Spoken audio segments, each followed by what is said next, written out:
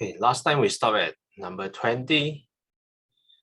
There is the discovery of truth, but as yet, there is no final arrival at truth. We will continue with number 21. In that way, Master Gautama, there is the discovery of truth. In that way, one discovers truth. In that way, we recognize the discovery of truth. But in what way, Master Gautama, is there the final arrival at truth? In what way does one finally arrive at truth? We asked Master Gautama about the final arrival at truth. The final arrival at truth, Bharadwaja, lies in the repetition, development, and cultivation of those same things. In this way, Bharadwaja, there is the final arrival at truth. In this way, one finally arrives at truth. In this way, we describe the final arrival at truth. So what exactly is the difference between, firstly, the discovery of truth, and lastly, and this one, the final arrival at truth? The discovery of truth is the point of stream enterer, but the final arrival at truth is the point of arahantship. I think that's explained in the footnotes number 26.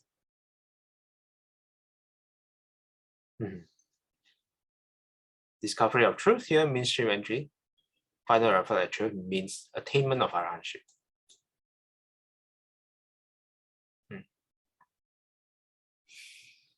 Now, number 22, Sister Second, would you like to read?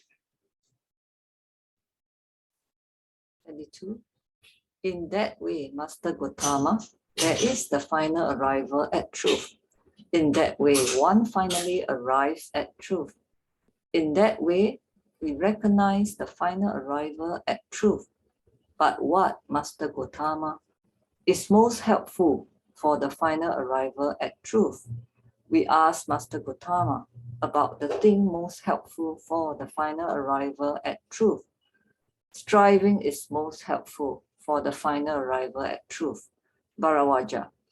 If one does not strive, one will not finally arrive at truth. But because one strives, one does finally arrive at truth. That is why striving is most helpful for the final arrival at truth. Thank you. Thanks, Sister Sakya. Now, the Bharadwaja asks about the conditions to reach the attainment of arahantship, to the final arrival at truth. So the Buddha first reply is striving, put in effort, the right effort. The Buddha here says is the most helpful for the final arrival at truth. Continuing, Sister Chai Kwan, would you like to read?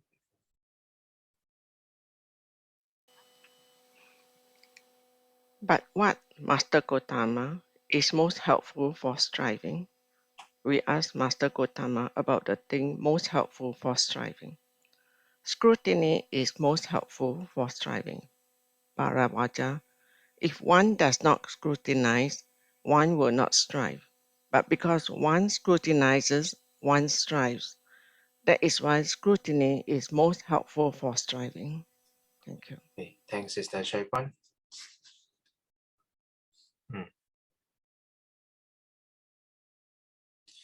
Okay, so continuing on, after striving, the Buddha mentions scrutiny. What do you guys think?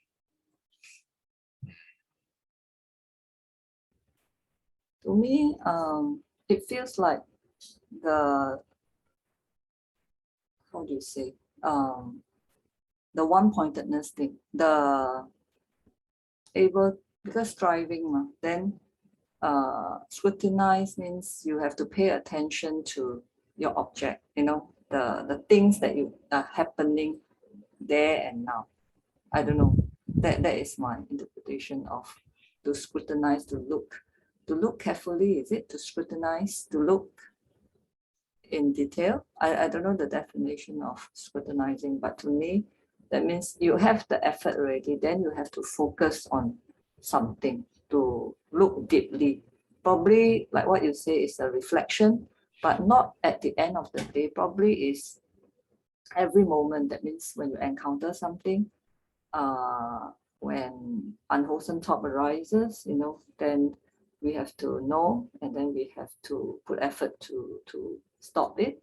And when wholesome one arises, then you know, and you really understand and look deeply at your whenever the sixth contact come in contact with the the sixth base come in contact with the external, then the consciousness arrives.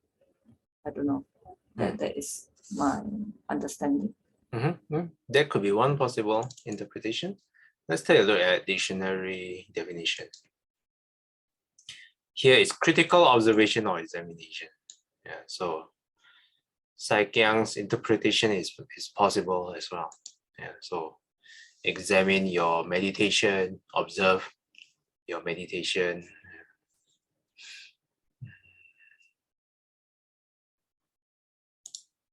How about others? Any comments?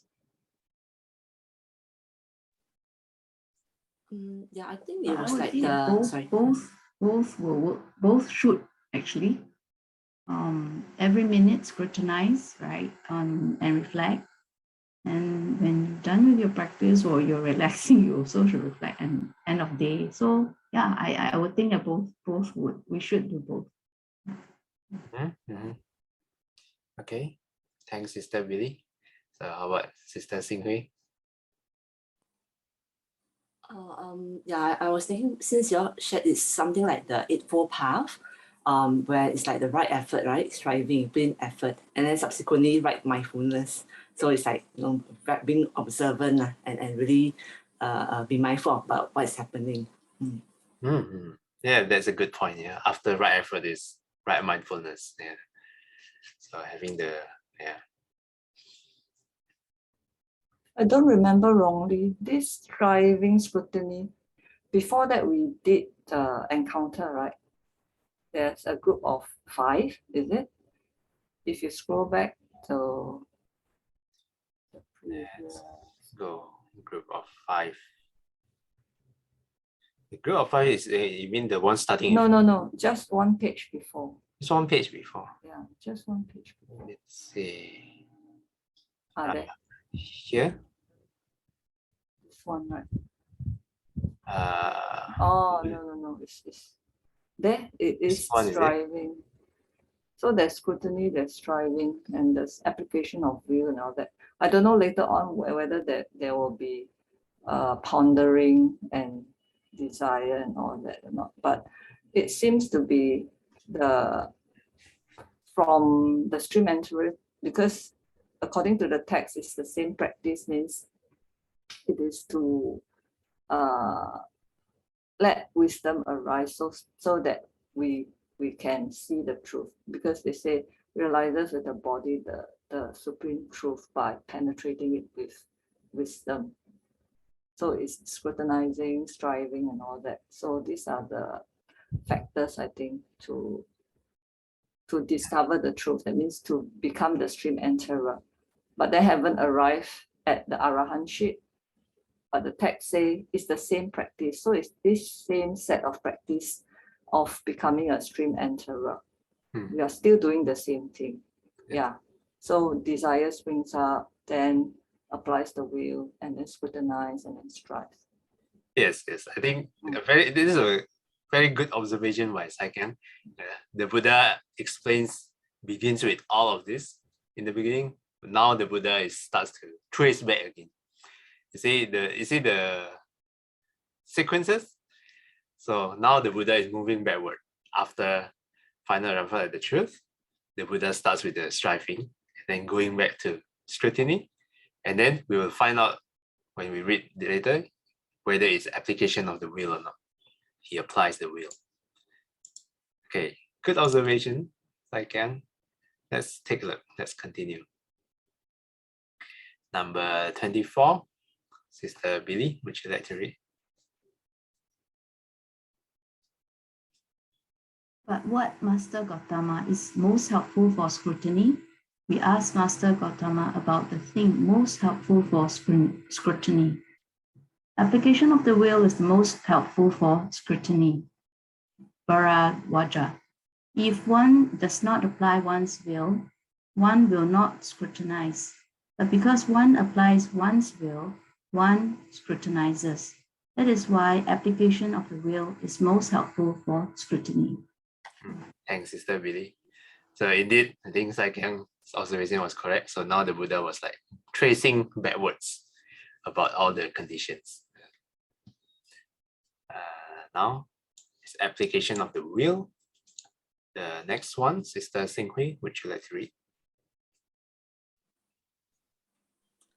But what, Master Gautama, is most helpful for application of the will? We asked Master Gautama about the thing most helpful for application of the will. Desire is most helpful for application of the will. Bharavaja. If one does not arouse desire, one will not apply one's will. But because one arouses desire, one applies one's will. That is why desire is most helpful for application of the will. Okay, thanks, Sister Xinghui. Now we're moving on. After application of the will, the Buddha traced back to desire. Let's see.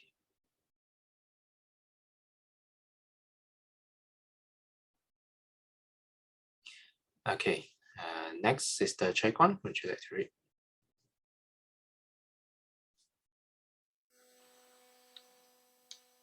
But what, Master Gautama, is most helpful for desire? We asked Master Gautama about the thing most helpful for desire. Accepting the teachings as a result of pondering them is most helpful for desire. Bharavaja. If one does not accept the teachings as a result of pondering them, desire will not spring up. But because one accepts the teachings as a result of pondering them, desire springs up. That is why accepting the teachings as a result of pondering them is most helpful for desire. Thank you. Okay, thanks, Sister Chai Kwan. Okay, there's quite a few more. I don't think we can finish by today, but I'll just read one more. 27. But what, Master Gautama, is most helpful for accepting the teachings? As a result of pondering them, we asked Master Gautama about the thing most helpful for accepting the teachings as a result of pondering them. Examination of the meaning is most helpful for accepting the teachings as a result of pondering them. Bharavaja. If one does not examine their meaning, one will not accept the teachings as a result of pondering them. But because one examines their meaning, one accepts the teachings as a result of pondering them.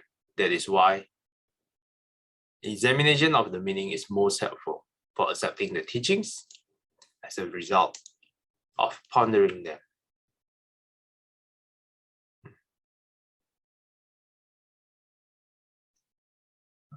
Okay, any, let's see.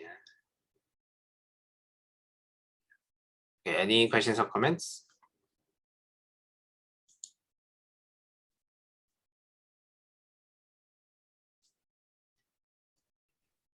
So the desire here is in a positive towards the Dhamma side.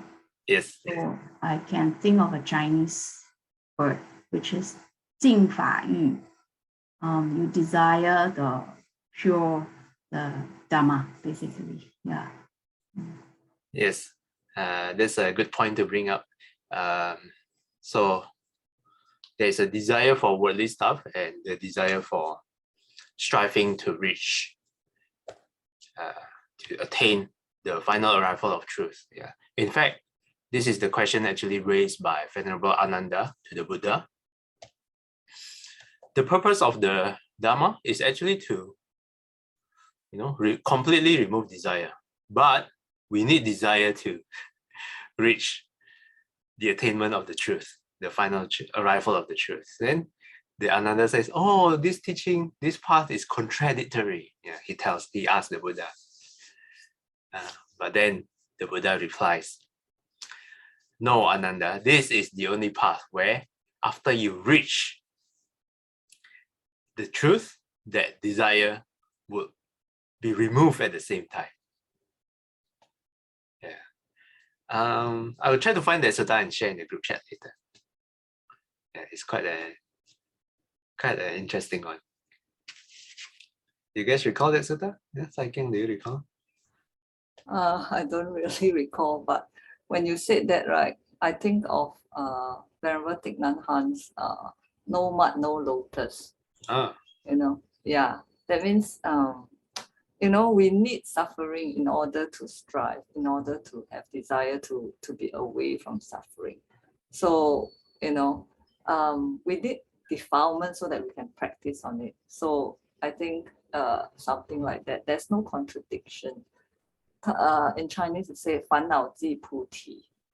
So yeah, you need all the defilements. So you practice, and then you're able to get out of it and blossom. Yeah. yeah.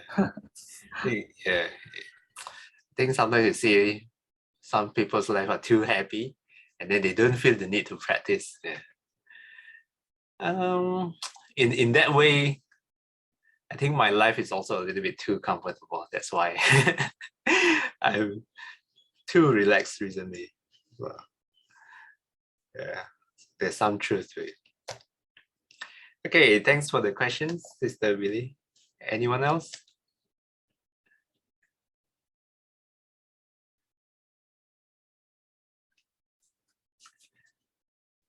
Okay, if not, this time, let's see, would Sister Billy like to do the dedication?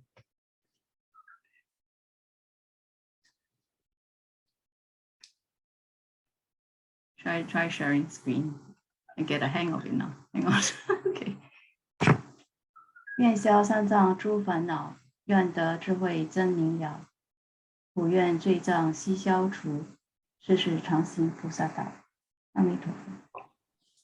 Okay, till we meet again, we will be guided by the Buddha, Dhamma, and the Sangha. Sadhu, sadhu, sadhu. Have a striving Sunday ahead. Thanks, everyone. See you guys next time. Happy Mother's Thank you. Day. Oh, yeah. Yeah, happy Mother's Day to all the mothers. To all of you mothers. The Chinese tradition, or rather the North Asia tradition today is also Vesak Day.